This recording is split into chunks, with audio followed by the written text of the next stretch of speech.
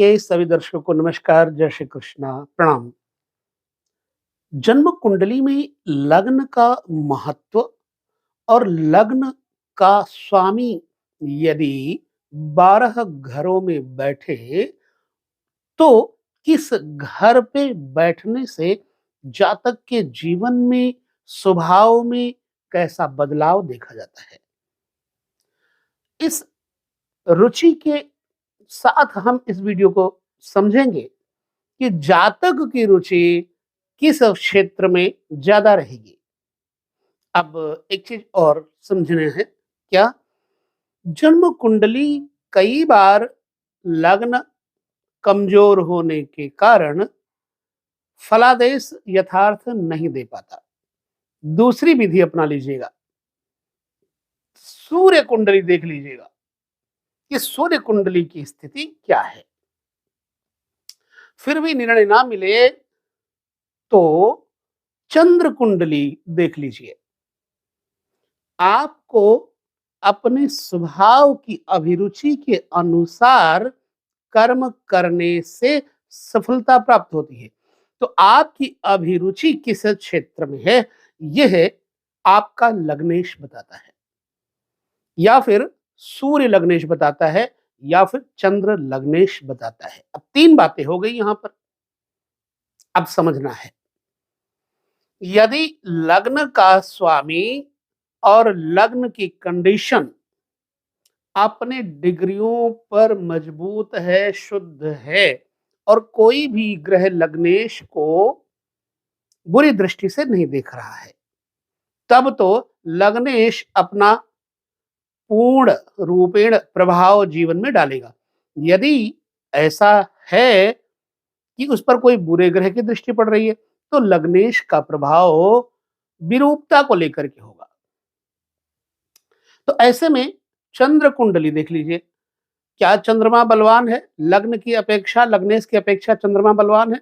तो चंद्रमा जातक का अपना स्वरूप मन होता है, तो चंद्रमा से मन की अवस्था का अनुभव हो जाता है।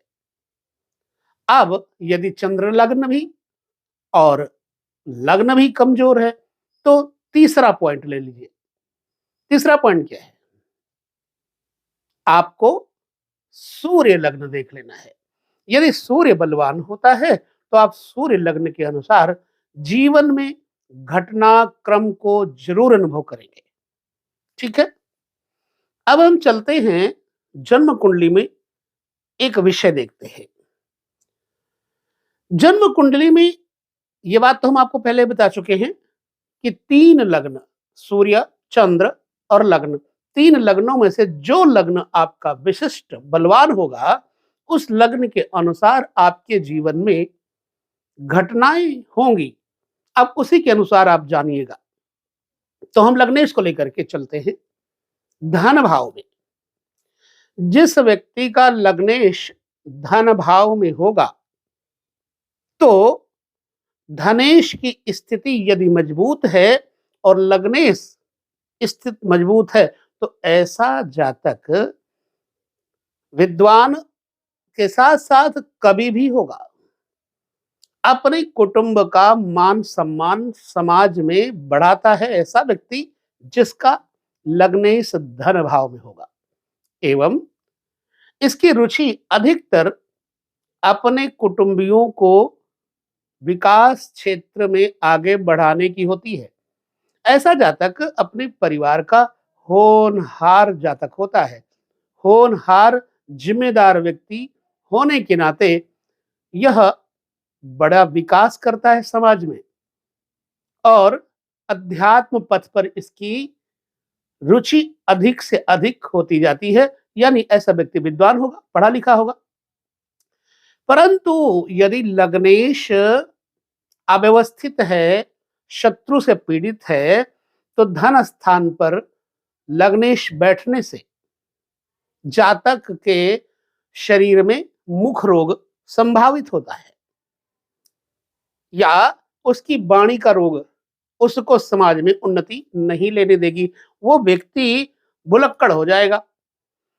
यदि लग्नेश की स्थिति मजबूत ना हुई, लग्नेश पाप ग्रहों से दृष्ट होगा, तो उसको समाज से बहुत ज्यादा सम्मान प्राप्त नहीं होगा, क्योंकि उसकी वाणी में कटुता होगी।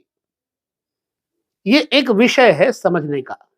अच्छा, इस व्यक्ति की जो वृत्ति होती है, भोग वृत्ति होती है, सुख भोग की वृत्ति होती है। अतः ऐसा जातक अपने घर को सजा के, परिवार को, कुटुंब को बना के चलता है। अगर लग्नेश तीसरे घर के स्वामी के साथ युति कर रहा हो, या लग्नेश तीसरे घर में बैठा हुआ, तो ऐसा जातक, ऐसा व्यक्ति पराक्रमी तो होगा, राजसी ठाट बाट भी होगा, लेकिन बड़ा क्रोधी होगा। हमने ऐसे स्थितियों को देखा है, इसलिए बता रहा हूं। पराक्रमी होगा परंतु क्रोधी होगा। उग्र स्वभाव के कारण अपने छोटे भाई बहनों पर अधिक अनुशासन करने के कारण इसके छोटे भाई बहन समय की तलाश करते रहते हैं कि कब ऐसा समय आए कि मैं अपने भाई से बदला लूं। परंतु एक चीज है, यदि लग्नेश तीसरे घर में बैठेगा, तो जातक के स्वभाव में निश्चित एक तथ्य रहता है, वो ये कि अपने छोटे भाई बहनों को अपने पराक्रम से शिक्षित करना, उनको दिशा देना और उनको अच्छी उन्नति देना, यह भी ऐसे लोगों का स्वभाव होता है। परंतु लग्नेश यदि शत्रु से पीड़ित होगा तीसरे घर में, तो धर्म कर्म में रुचि नहीं होगी, परंतु धन और पराक्रम जरूर होगा। ऐसे लोग ज्यादातर मिलिट्री रैंक वाले होते हैं। इनके स्वभाव में मंगल का कुछ प्रभाव मिल जाता है, क्योंकि तीसरे घर पे मंगल का स्वामित्व है, कारक है मंगल। और बाकी आपके जन्म कुंडली में तृतीय स्थान का स्वामी कौन है वर्तमान स्थिति में कुंडली के अंतर्गत, वो आपको देखना है। भाई तीसरे घर में अगर लग्नेश बैठेगा, तो तीसरा, छठा और 11वां, ये तीन ऐसे घर हैं जिनको तृषडाय कहा जाता है। ये प्रत्युत्तर क्रोधी, उग्र स्वभाव के हो जाते हैं। अब लग्नेश को चौथे घर में, सुख घर में देखें। सुख घर मातृ पक्ष से बहुत लाभ देगा अगर लग्नेश चौथे घर में होगा तो। यदि लग्नेश चतुर्थ के स्वामी के साथ युत होगा या दृष्ट होगा, तो ऐसा व्यक्ति सुंदर भवन, अच्छी कोठी, बंगला इत्यादि का निर्माण करता है। इसके पास बहुमूल्य जमीन, जायदाद, आभूषण इत्यादि भी होते हैं। और ऐसा जातक समाज के लिए, क्योंकि चौथा घर है क्या, चौथा घर है पब्लिक, जनता।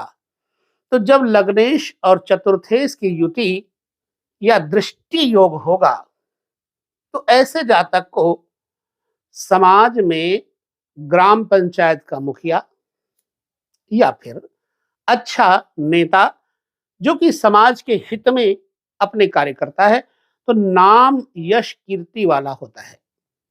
अतः जिनका लग्नेश चतुर्थेश के साथ युत या दृष्ट हो, तो उनको इलेक्शन पार्टी में कोई न कोई अच्छा पद प्राप्त होता है। वाहन, मकान, भूमि इत्यादि से ये भरपूर सुख उठाते हैं, और मातृ पक्ष की सेवा से इन लोगों को प्रतिफल अधिक मिलता है। ये अनुभवशील चर्चा है, मैं पहले बता देता हूं। अब हम अगर लग्नेश को पंचमेश के साथ युति या दृग योग पर ले चले, पंचम भाव पुत्र भाव, आंतरिक शक्तियों का केंद्र है, और यहां पर मूल त्रिकोण की संज्ञा भी है। तो मूल त्रिकोणेश के साथ यदि लग्नेश कहीं युति या दृग योग करेगा तो जातक के पुत्र जातक की बड़ी सेवा करेंगे और ऐसे व्यक्ति शिक्षा क्षेत्र में विशेष विकास करते हैं। यदि लग्नेश पंचमेश के साथ युति होगा, युत बनेगा, तो ऐसे जातकों को अपने ससुराल पक्ष से भी सम्मान प्राप्त होता है, सुख प्राप्त होता है। पत्नी के बड़े भाई बहन बहुत इज्जत करते हैं। यदि लग्नेश पंचमेश के साथ युद्ध करेगा तो जुआ, लॉटरी, सट्टा इत्यादि से आकस्मिक लाभ भी देखा गया है। लग्नेश यदि छठे घर के साथ, छठा घर है क्या? अक्सर आपको मैं बताया करता हूं, छठा घर रोगों का, शत्रुओं का, छोटे मामा का और कर्ज का घर माना जाता है। बंधन इत्यादि का भी और चोरी इत्यादि का भी पता यहीं से लगता है।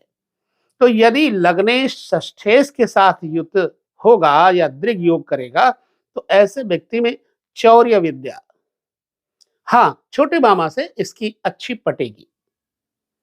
और परंतु ये मुख रोगी, सिर पीड़ा से बहुत पीड़ित रहेगा।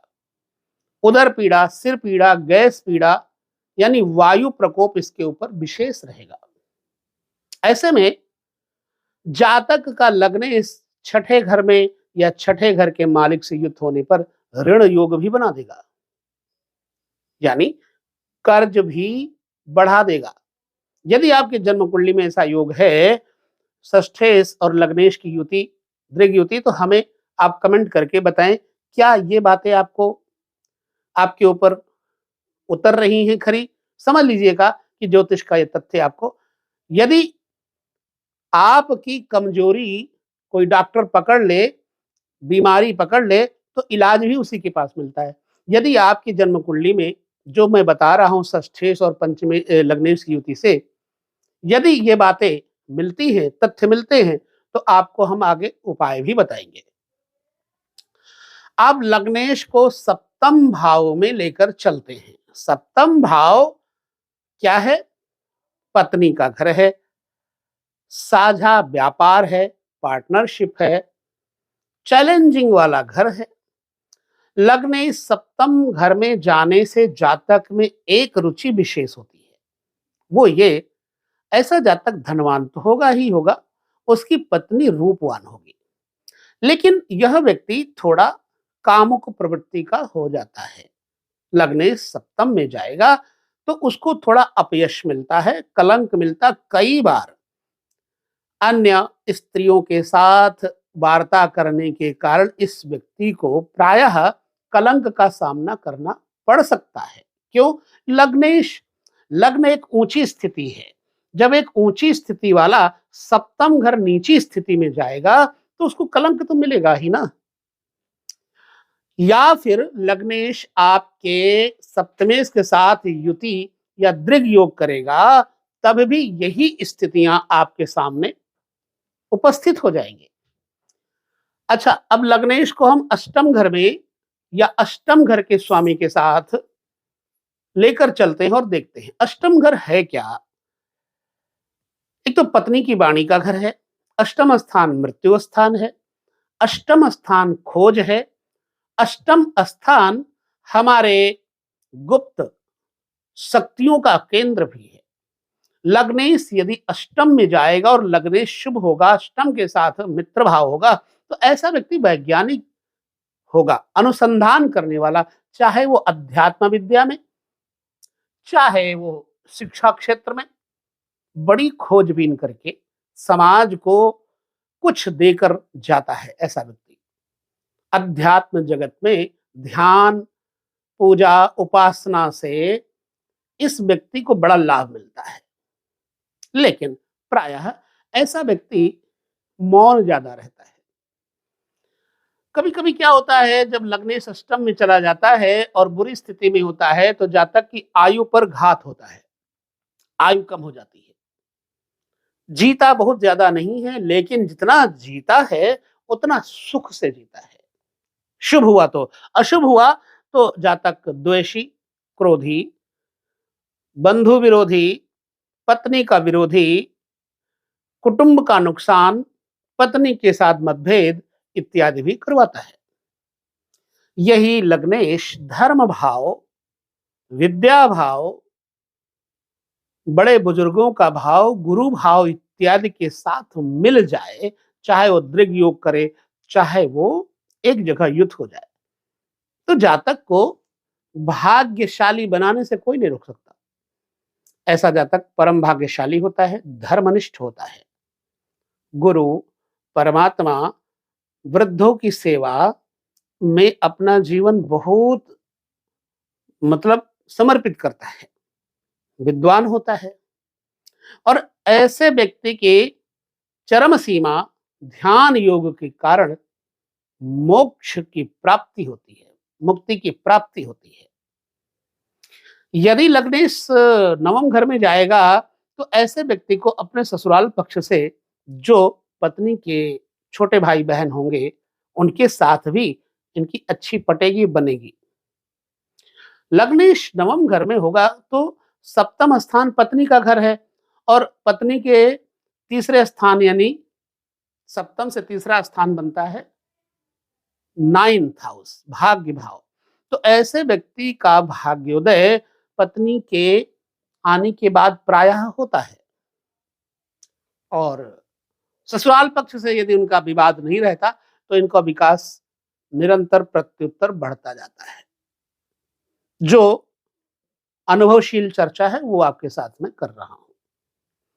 अब यदि लग्नेश नवम में बैठेगा या नवमेश के साथ युति करेगा तो छोटे भाई बहनों को सुख, समृद्धि और तरक्की इत्यादि देगा, भले ही इसके छोटे भाई बहन इसका एहसान ना माने, पर समाज के लिए ये व्यक्ति खूब करता है। और शिक्षित वर्गों के साथ विशेष रूप से तालमेल रहने के कारण, गुरुजनों के साथ तालमेल रहने के कारण ये अध्यात्म जगत का आचार्य स्थापित भी होता है। पूजा और धर्म क्षेत्रों से जुड़ करके, मंदिर क्षेत्रों से जुड़ करके पुजारी इत्यादि के कर्म से इस व्यक्ति को लाभ होता है। चलिए हम लग्नेश को कर्मेश के साथ जोड़ते हैं। दसम भाव, दसम भाव क्या है? पिता है। दसम भाव आपका बिजनेस है, व्यापार है। दसम भाव जो है वो धर्म से दूसरा बनता है। इस व्यक्ति का विकास पिता के द्वारा होता है, पिता के माध्यम से होता है। और ये व्यक्ति यदि लग्नेश और दशमेश मित्र हुए तो पिता के साथ परस्पर मैत्री भाव से सलाह करके जीवन के मुख्य विषयों को तलाश करके विकास की तरफ ले जाता है, यानी व्यापार बढ़ाता है। सुख, समृद्धि। दसम स्थान आकाश भी है, तो आकाश जैसी ऊंचाई, हृदय का विशाल होना, बड़प्पन के सारे गुण इनमें भरे होना, ये कुंडली का महत्व बढ़ाता है। यदि लग्नेश दशमेश के साथ होगा, युत होगा, तो यह व्यक्ति कतई आलसी नहीं होगा। आलसी नहीं होगा, इस विशेष किसी भी कार्य को ये कल पर नहीं छोड़ेगा, यानी उस कार्य को तत्काल करने की क्षमता इसमें होती है, बहुआयामी होता है। राज क्षेत्र से, सरकारी क्षेत्र से इस व्यक्ति को काफी अनुदान, लाभ इत्यादि मिलता है, यानी ऋण इत्यादि इसके पास नहीं रहते। तो अगर लग्नेश एकादशेश के साथ युत या दृष्ट हो, एकादश भाव बड़े भाई बहनों का है, पिता की वाणी है। तो यदि लग्नेश 11वें घर में होगा तो इस जातक को पिता के वचनों का पालन करना चाहिए और ये पितृभक्त होगा एवं अपने बड़े भाई, बड़ी बहनों का आदर और सम्मान करने वाला होगा। लाभ की स्थिति बनती है तो बड़े भाई और पिता की वाणी के द्वारा, राजकोष से, गवर्नमेंट जो सर्विस से लाभ होता है। ऐसा जातक एक से अनेक कार्य करता है, व्यवसाय करता है, नौकरी करता है, धन खूब होता है। अब जो 12वें घर में जाएगा लग्नेश, तो क्या करेगा? यहां चूंकि त्रिक भाव है, जब 12वें घर में जाएगा तो जातक की जो मानसिक स्थिति है भोगमयी हो जाती है। 12वां घर व्यय है, खर्च है, क्षरण है। तो इसलिए अगर लग्नेश 12वें घर के साथ द्वादशेश के साथ युत या दृष्ट होगा तो जातक के ऊपर ऋण रहेगा। चाचा और बड़ी बुआ इत्यादि से, छोटी बुआ इत्यादि से इसके विशेष विचार नहीं मिलेंगे और वही कारण होंगे इनको दबाने का। इस व्यक्ति को वो दबाएंगे और ये व्यक्ति उनकी होड़ में अपने आप को जोड़ने के कारण कभी-कभी बहुत ऋणी भी हो जाता है, षड्यंत्र का शिकार हो जाता है। यदि लग्नेश द्वादशेश के साथ युत होगा तो कहीं ना कहीं जातक के जीवन में एक लाभ होता है, यह व्यक्ति अपने जन्मभूमि को छोड़ के परदेशवासी, विदेशवासी बन जाता है। विदेशी फीमेल्स, महिला वर्गों से जुड़ करके इसको काफी लाभ भी प्राप्त होता है। अतः लग्नेश और द्वादशेश की स्थिति देख करके ही यहां से कोई निर्णय लिया जा सकता है। जन्म कुंडली के इन रहस्यों को जानना कोई इतना आसान नहीं है, क्योंकि एक एक घर के अनेक अनेक अर्थ हैं, अनेक अनेक स्वभाव हैं। तो इसलिए किसी भी स्थिति और निश्चय पर पहुंचने से पहले अपनी जन्म कुंडली का विशेष रूप से अध्ययन करें।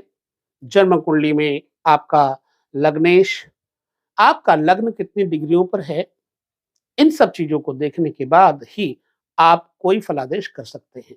वीडियो कैसा लगा हमें अपने विचार अवश्य दें और इस वीडियो में बस इतना ही। यदि आपको अच्छा लगा तो कमेंट करें, नहीं अच्छा लगा तो भी अपने विचार दें ताकि हम परिशोधन करें। लेते हैं विदा, पुनः मिलेंगे, तब तक नमस्कार, जय श्री कृष्ण, प्रणाम।